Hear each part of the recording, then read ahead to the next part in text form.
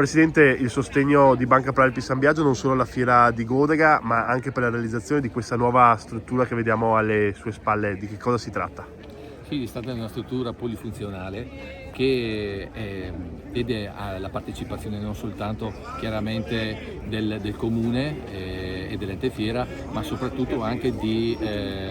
privati. Importante ovviamente è stata la donazione della struttura fondamentale da parte di Patrizio Di Tosso e della ITLAS, chiaramente di cui ne è titolare, ma anche la collaborazione da parte nostra nel avere un progetto comune, una visione comune. Era importante poter integrare l'ente fiera di questa struttura, di questa area, di questo spazio polifunzionale, e quindi da parte nostra, visto che è una giusta e importante struttura per il territorio, oltre che per l'ente, da parte nostra noi quindi abbiamo accettato con molto piacere di poter dare quindi un contributo importante, ma un contributo che quindi è stato risolutivo per la sua realizzazione. L'ente fiera e il comune di Godega, ma anche tutti i comuni attorno adesso,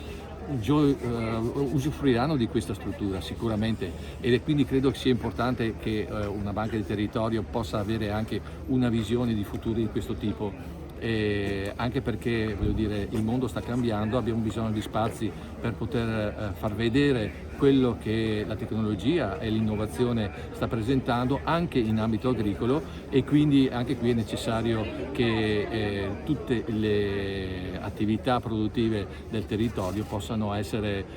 in una visione comune, attente a far sì che queste opere possano essere sempre più realizzate e vicine alle esigenze del territorio stesso.